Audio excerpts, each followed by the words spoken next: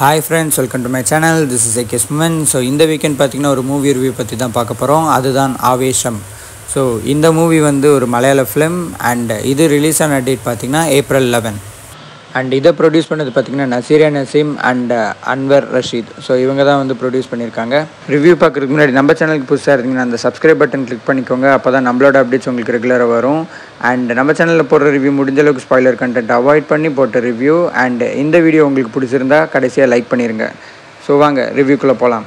So இந்த மூவியை direct பண்ணது பார்த்திங்கன்னா ஜித்து மாதவன். அவருக்கு இது ரெண்டாவது ஃபிலிம். இவரோட first film already black Bastar. So 2023 release ஆன ரோமன் சாம். ஸோ இந்த மூவி வந்து மலையாள இண்டஸ்ட்ரியில் பயங்கர ஹிட்டு அண்ட் தமிழில் கூட நிறைய பேர் வந்து நம்ம தமிழ்நாட்டில் கூட பார்த்துருக்காங்க. என் ஃப்ரெண்ட்ஸே சொல்லி கேட்டிருக்கேன். ஸோ இது வந்து ஒரு ஹாரர் காமெடி கலந்த ஃபிலிம். ஸோ இதை வந்து பார்க்கணுன்னு நினைக்கிறவங்களுக்கு பாருங்கள், கண்டிப்பாக இது ஒர்த் வாட்சிங் தான். இப்போ நம்ம ஆவேஷம் மூவி ஸ்டோரியோட சிங்கிள் லைன் பார்க்கலாம். ஸோ பெங்களூரில் ஒரு காலேஜில் வந்து ஜாயின் பண்ண ஃப்ரெஷர்ஸாக வர பசங்க. ஸோ அவங்க பார்த்திங்கன்னா எல்லாருமே ஸ்ட்ரேஞ்சர்ஸ் தான். ஸோ அவங்க ஒரு காமனாக ஒரு ஹாஸ்டலில் வந்து மீட் பண்ணுறாங்க. ஸோ அவங்களுக்குள்ள ஒரு ஃப்ரெண்ட்ஷிப் பாண்ட் க்ரியேட் ஆகுது. ஸோ அந்த காலேஜில் போகும்போது ஸோ அங்கே சீனியரிட்டியோட ஆதிக்கம் எப்பயும் வழக்கம் போல் அதிகமாக இருந்திருக்கு. ஸோ அங்கே போகும்போது நம்ம ஜூனியர்ஸை ரேக் பண்ணுறதும் அது ஒரு பாயிண்டில் வந்து அவங்களுக்கு இவங்களுக்கு ஒரு முட்டிக்கிறதும் ஸோ அந்த மாதிரி ஒரு சம்பவங்கள் நடக்குது. ஸோ அதில் வந்து சீனியர்ஸ் ஜூனியர்ஸை பொழந்து கட்டிடுறாங்க. ஸோ அந்த காண்டில் இருக்கிற நம்ம ஜூனியர்ஸ், ஸோ அவங்க தான் நம்ம படத்தோட மெயின் கேரக்டர்ஸ். ஸோ அந்த கேரக்டர்ஸ்லாம் சேர்ந்து ஒரு லோக்கல் சப்போர்ட்டோட இவங்களை வந்து ஒரு ரிவெஞ்ச் எடுக்கணும், இவங்களை வந்து ஒரு சீனியர்ஸை வந்து நம்ம இது பண்ணணும் அப்படின்னு ஒரு மைண்ட் செட்டில் ஒரு லோக்கல் சப்போர்ட்டோட இது பண்ணுறதுக்காக லோக்கல் சப்போர்ட்டை சர்ச் பண்ணி போகிறாங்க. ஸோ இதுக்கப்புறம் அவங்க எப்படி சர்ச் பண்ணுறாங்க அண்ட் அந்த லோக்கல் சப்போர்ட் சொல்லும்போதே உங்களுக்கு அந்த போஸ்டர் பார்க்கும்போதே புரிஞ்சிருக்கும் அது யாராக இருக்கும்னு. ஸோ அந்த சப்போர்ட்டை எப்படி மீட் பண்ணுறாங்க அண்ட் அதுக்கப்புறம் அவங்க நினச்ச மாதிரி அந்த சீனியர்ஸை வந்து அந்த லோக்கல் சப்போர்ட் வச்சா அடித்தாங்களா இல்லையா, அவங்க நினச்சது நடந்துச்சா இல்லையா. ஸோ இதுதான் பார்த்திங்கன்னா இந்த மூவியோட சிங்கிள் லைன். அண்ட் இதுலேயும் பார்த்திங்கன்னா இதுதான் சிங்கிள் லைன் சொல்ல முடியாது, இதுவும் தாண்டி சில விஷயம் இருக்குது, இதுவும் தாண்டி ஒரு பார்ட் இருக்குது. அதுவும் பார்த்திங்கன்னா அதை நான் சொல்ல விரும்பலை, பிகாஸ் அது வந்து நான் ஸ்பாய்லர் கண்டென்ட்டாக நான் வந்து கன்சிடர் பண்ணுறேன். பிகாஸ் அதை நான் சொன்னேன்னா மேபி அதுக்கப்புறம் எப்படி ஒரு ஃப்ளோ போகும்னு சொல்லிட்டு உங்களுக்கு வந்து ரிவீல் ஆயிரும். ஸோ அதை வந்து ஒரு ஸ்பாய்லர் கண்டென்ட்டாக நான் நினச்சி ஸோ இதோடு நான் நிறுத்திக்கிறேன். இதுக்கப்புறம் நீங்கள் வந்து தேட்டர் போய் பாருங்கள். ஸோ அப்போ வந்து உங்களுக்கு சர்ப்ரைசிங் எலமெண்ட்டாக இருக்கும். ஸோ இப்போ நெக்ஸ்ட்டு இதில் ஆர்டிஸ்ட் பற்றிலாம் பார்க்கலாம். ஸோ இதில் வந்து லீட் ரோல்ஸ் பண்ணது பார்த்திங்கன்னா ஃபாத் ஃபாசில், சஜின் கோபு, ஹிப்ஸ்டர், ரோஷன், மன்சூர் அலிகான், மிதுட்டி. ஸோ இவங்கெல்லாம் வந்து நடிச்சிருக்காங்க, மிதுன் இவங்கெல்லாம் நடிச்சிருக்காங்க.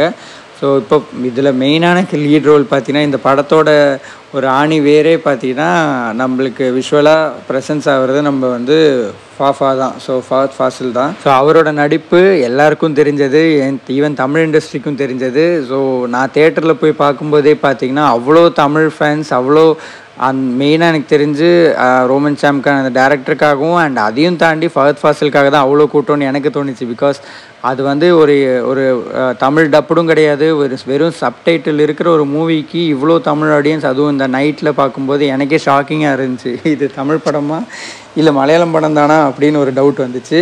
ஸோ அந்தளவுக்கு அவங்க ஃபேன்ஸ் வந்து ஃபஹத் ஃபாசிலுக்காகவே வந்திருந்தாங்க, அதுதான் சொல்லி ஆகணும். ஸோ இந்த கேரக்டரில் அவர் ஒரு புதுமையை காமிச்சிருக்காரு சொல்லலாம். ஒரு ஃபஹத் ஃபாசிலில் ஒரு டிஃப்ரெண்ட்டான ஒரு ஃபஹத் ஃபாசிலை நம்ம வந்து பார்க்கலாம். ஏன்னா அவர் வந்து இதுக்கு முன்னாடி அந்த மாதிரி டிஃப்ரெண்ட்டாக நம்ம நிறைய இடத்துல பார்த்துருப்போம். அதில் வந்து கும்பளங்கி நைட்ஸ் தான் எனக்கு ரிவீலான ஒரு இது. ஸோ அதில் ஒரு கேரக்டர் அவர் பண்ணியிருப்பார். அதே மாதிரி ஒரு வித்தியாசமான ஒரு கேரக்டர் தான் இந்த ஒரு கேரக்டர். ஸோ இந்த படத்தில் அவரோட நடிப்பு எப்படி இருக்குன்னா, இவரை நம்ம பார்க்கும்போது நம்மளுக்கு சம்டைம்ஸ் சிரிப்பு வரும், காமெடி ஆர்டிஸ்ட் மாதிரி இருக்கும், அப்படி இல்லைன்னா ரொம்ப ஒரு வில்லத்தனமாக இருக்கும். திடீர்னு பார்த்தா இவர் வந்து யாருப்பா இவர் என்ன தான் பண்ண போகிறாரு அப்படின்னு சொல்லிட்டு ஒரு மைண்ட் செட்லேயே நம்மளை வந்து இந்த படத்தை வந்து நம்ம பார்த்துட்ருப்போம். அவரோட கேரக்டர் அப்படிப்பட்ட ஒரு கேரக்டர். ஸோ ஒரு சிரிப்பு வர்றதாகட்டும், அந்த மாதிரி ஒரு ஆக்ஷன்ஸ் ஆகட்டும், ஒரு காமெடி ஆர்டிஸ்ட் எந்த மாதிரி பண்ணுவாங்களோ, இல்லை ஒன்றுமே தெரியாத ஒரு பர்சன் எப்படி பிஹேவ் பண்ணுவாங்களோ, ஸோ அந்த மாதிரி ஒரு விஷயத்தையும் அவர் சில இடத்துல பண்ணியிருப்பார். அதுவே வந்து தேட்டரில் எல்லாரையும் சிரிக்க வைக்கிற மாதிரி பண்ணும். ஸோ அந்த மாதிரி பல விஷயத்த வந்து இந்த கேரக்டருக்காக அவர் வந்து இந்த படத்தில் வந்து அவர் காமிச்சிருப்பார் அவரோட நடிப்பில். சீரியஸாக நான் மிரண்டுட்டேன். ஸோ இதோட செகண்ட் ஹாஃபோட மெயின் இதே பார்த்தீங்கன்னா அவரோட அந்த ஒரு விஷயந்தான். அது நீங்கள் படத்தில் போய் பாருங்கள், உங்களுக்கு கண்டிப்பாக புரியும். அண்ட் இதில் ஒரே ஒரு சின்ன ஒரு ஸ்பாய்லர் கண்டென்ட் மட்டும் நான் விட்டுட்டேன். இதில் வந்து ஒரு டைலாக் வந்து அவர் வந்து ஒரு டேக்லைன் வந்து எப்பயுமே சொல்லிக்கிட்டே இருப்பார். ஸோ எடா மோனே. ஸோ அந்த ஒரு வார்த்தை கண்டிப்பாக வந்து இனி தமிழ் ஆடியன்ஸ் நிறைய பேர், தமிழ் மக்கள், தமிழ் ஃப்ரெண்ட்ஸ்குள்ளே நிறைய பேசிக்கிற ஒரு வாய்ப்பு இருக்குது. பிகாஸ் அந்த அளவுக்கு அந்த வேர்டை வந்து அவர் அந்தளவுக்கு யூஸ் பண்ணியிருப்பார். ஸோ அது கண்டிப்பாக ட்ரெண்ட் ஆகிறதுக்கான நல்ல வாய்ப்பு இருக்குது. நெக்ஸ்ட்டு பார்த்தீங்கன்னா இந்த படத்தில் வந்து ஸோ இந்த பசங்களை அந்த ஃப்ரெஷர்ஸ் அந்த ஜூனியர்ஸாக நடித்த இந்த 3 பசங்களும் அண்ட் அதேமாதிரி அந்த சீனியராக பண்ண அவரும், ஸோ அவரும் அவங்கவுங்க கேரக்டரை வந்து நல்லாவே பண்ணியிருந்தாங்க. இந்த 3 பேர் தான் மெயினாக இந்த படத்தில் வந்து அதிகமாக படம் ஃபுல்லாகவே வருவாங்க. ஸோ அவங்க 3 பேரும் அந்த கேரக்டர்ஸ்க்கு ஏற்ற மாதிரி நல்லா யூட்டிலைஸ் பண்ணியிருந்தாங்க, நல்லா ஆக்டிங் பண்ணியிருந்தாங்க. அண்ட் இது இல்லாமல் ஒரு ஸ்பெஷல் கேரக்டர் இருக்குது, சஜன் கோபுன்னு சொல்லிட்டு. ஸோ அவரும் பார்த்திங்கன்னா அவரோட ரோலை வந்து நம்ம ஃபாத்துக்கு போட்டியாக வந்து 2 பேரும் வந்து மாறி மாறி வந்து ஒரு இடத்துலையும் பின்னிருப்பாங்க. அவங்களோட ரியாக்ஷன்ஸ், அவங்களோட எக்ஸ்ப்ரெஷன்ஸ், அவங்க ஆக்ஷன் எல்லாத்துலேயும் பார்த்திங்கன்னா நம்ம நிறைய இடத்துல சிரிக்க வச்சுருக்காங்க. ஸோ அது சொல்லி ஆகணும். ஸோ இதில் மியூசிக் போட்டது பார்த்திங்கன்னா சுஷின் ஷாம் சொல்கிறவர் தான் வந்து மியூசிக் போட்டிருக்காரு. அண்ட் இதில் பாட்டு அண்ட் மியூசிக்கை பற்றி சொல்லணும்னா, ஸோ பாட்டில் இந்த கலாட்டா சாங், இலுமினிட்டி சாங், ஸோ இது எல்லாமே பார்த்திங்கன்னா நல்லா இருக்கும். ஆனால் இதில் வந்து எனக்கு ஒரு டிசப்பாயின்மெண்ட் ஆனது, அந்த கலாட்டா சாங்கை வந்து அவங்க ஃபுல்லாகவே போட்டிருக்கலாம், எதுக்கு அவங்க வந்து அதை கட் பண்ணாங்கன்னு எனக்கு புரியல. பிகாஸ் அவ்வளோ வைபாக இருக்குது அந்த சாங்கு கேட்குறதுக்கு. நம்ம மஞ்சுமெல்ல எப்படி அந்த ஃபஸ்ட்டு ஒரு வைபான ஒரு சாங் மாதிரியோ கலாட்டா சாங்கும் அந்த மாதிரி தான் ஒரு வைப்பில் இருக்கும். பட் ஆனால் அது வந்து விஷுவலாக அவ்வளோ காமிக்கலன்னு சொல்லிட்டு எனக்கு பெரிய ஏமாற்றமாக இருந்துச்சு. மூவி பார்க்கும்போது உங்களுக்கும் அது தோணுச்சுன்னா கமெண்ட்டில் சொல்லுங்கள் ஃப்ரெண்ட்ஸ். அண்ட் டேரக்டர் சார், எதுக்கு சார் அந்த பாட்டை எடுத்தீங்க விஷுவலாக? ஸோ அதுதான் என்னோட கேள்வியாக இருக்குது டேரக்டருக்கு.